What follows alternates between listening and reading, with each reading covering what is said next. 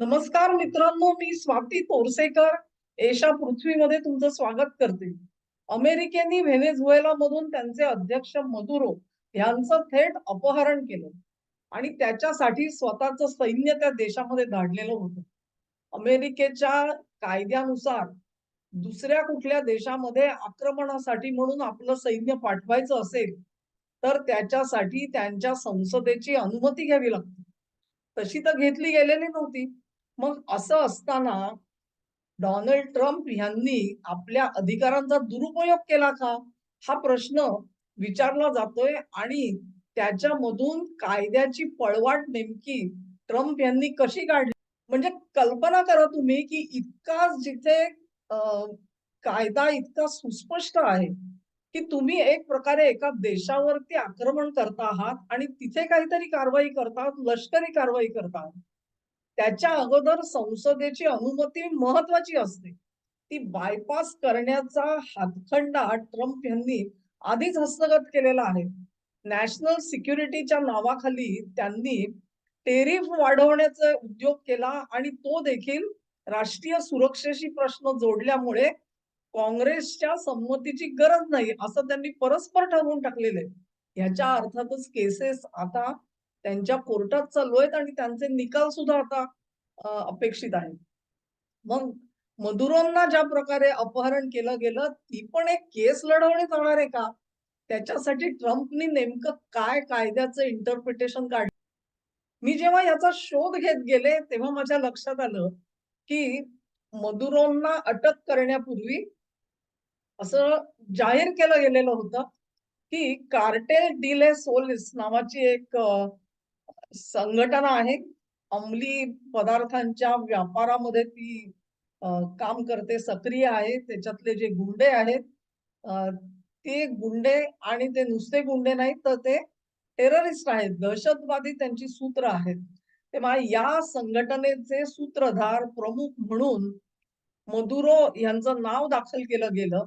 ती ऑर्गनायझेशन जी आहे ती फॉरेन ट्रेड ऑर्गनायझेशन एफ-टी-ओ असं त्याचं वर्गीकरण केलं गेलं आणि मग एकदा एफ-टी-ओ असं वर्गीकरण केलं, की सैन्य जी काही कारवाई जिथे कुठे करेल त्याच्यासाठी संसदेची संमती लागत नाही. ही ती कायद्याची पळवाट काढली गेली. ही पळवाट काढण्यासाठी कुठल्यातरी सुपीक डोक्यानी अर्थातच आपलं सगळं कसं पणाला लावलेलं असणार. फॉरेन ट्रेड ऑर्गनायझेशन ह्या संघटनेला म्हटलं गेलं खरं. पण तुम्ही जर का इतिहास बघितलात तर ही संघटना जी आहे ती कधी कोणे एके काळी कार्यरत होती. त्याच्या नंतरच्या काळामध्ये ती होती का नव्हती ह्याचाही कुठे मागमूस आपल्याला दिसत नाही. आणि कुठल्यातरी जुन्या ऑर्गनायझेशनचं नाव घ्यायचं, त्याचा ह्यांना प्रमुख म्हणून जाहीर करायचं आणि जाऊन थेट कारवाई करायची. असा हा सगळा थेट म्हणतात तसा गावगुंडाचा प्रकार झालेला आहे. म्हणजे ह्याच्यामध्ये कुठेही विदेश नीती, डिप्लोमसी या कशाचाही मागमूस नाहीये. थेट गावगुंड ज्या पद्धतीमध्ये वागतो, त्या पद्धतीमध्ये त्याच्या मुसक्या आवळल्या आणि त्याला न्यूयॉर्कमध्ये आणलं गेलं. तोही एक माझ्यासमोर प्रश्न होता, की हे न्यूयॉर्कमध्ये कशासाठी आणलं गेलं? त्यांना वॉशिंग्टन डीसी मध्ये का नेण्यात आलं नाही?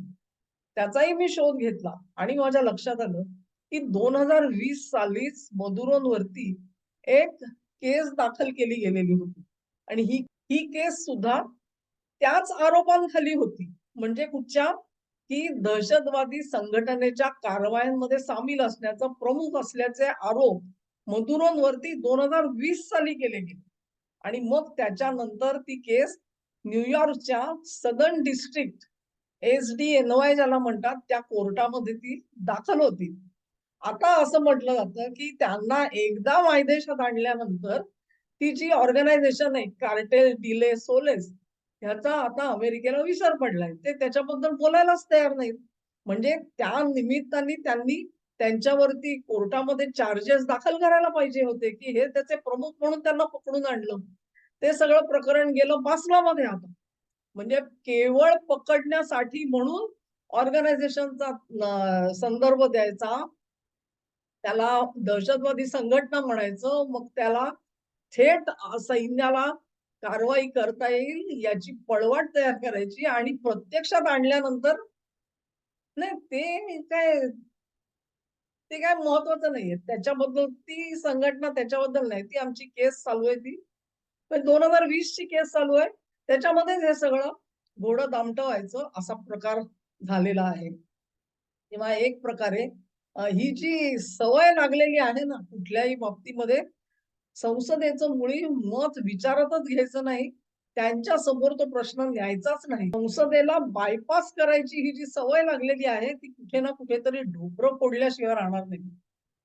कारण तुम्ही एका बाबतीमध्ये गुंडगिरी कराल, दुसऱ्या बाबतीत गुंडगिरी कराल, घसचोटगिरी कराल, पण ती कायम चालते असं नाहीये. ही गोष्ट ह्या लोकांच्या लक्षात येत नाहीये आणि ही दुर्दैवाची बाब आहे. हे जे न्यूयॉर्कचं जे सदर्न डिस्ट्रिक्ट म्हणतो ना आपण एसडीएनवाय कोर्ट, त्या कोर्टाची पण मोठी ख्याती आहे असं दिसतंय. जेव्हा क्रिप्टोचं एक अख्खं एक्सचेंज एफटीएक्स एक्सचेंज लयाला गेलेलं होतं अमेरिकेमध्ये आणि लिटरली बिलियन्स ऑफ डॉलर्सचा चटका सामान्य नागरिकाला बसलेला होता क्रिप्टो एक्सचेंजच्या आणि त्या प्रकरणामधला जो आरोपी आहे त्याचा खटला सुद्धा या एसडीएनवाय मध्ये चालवला जातो.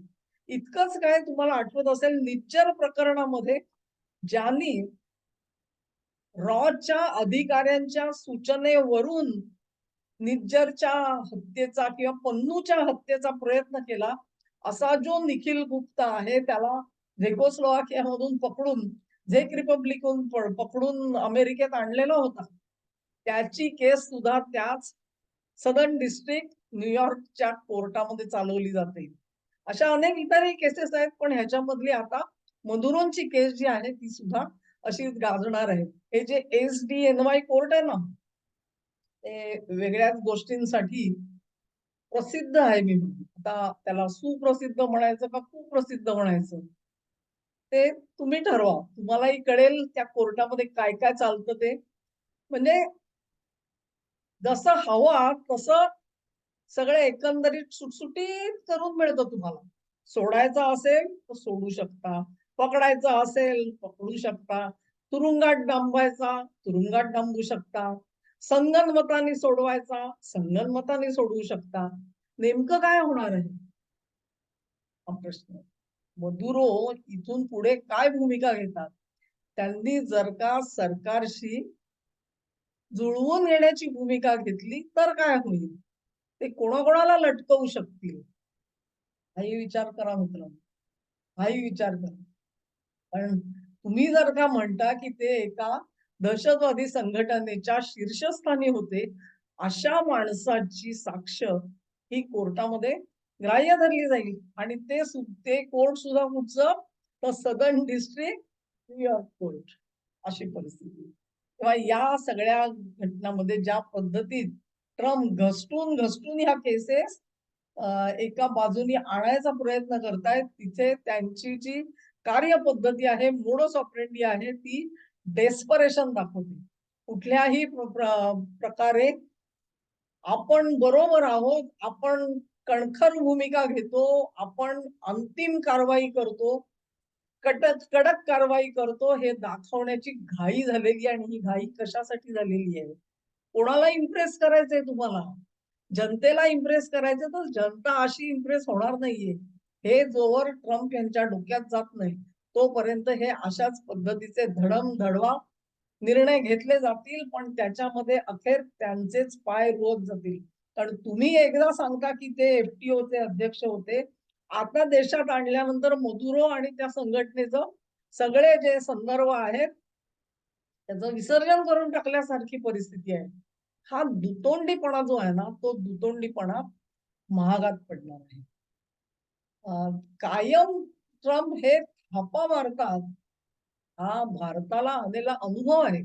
अगदी काल परवाचीच गोष्ट आहे त्यांनी पुन्हा एकदा तोंडातून पचका काढलेला आहे आणि तो भारतीय लोक विसरू शकत नाहीत. तेव्हा याही बाबतीमध्ये त्यांचा जर का पचका झाला तर नवल भारतीयांना वाटणार नाही उर्वरित जगाने आपलं आपलं बघून घ्यावं.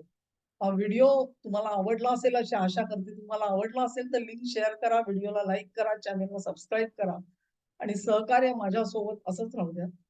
नमस्कार.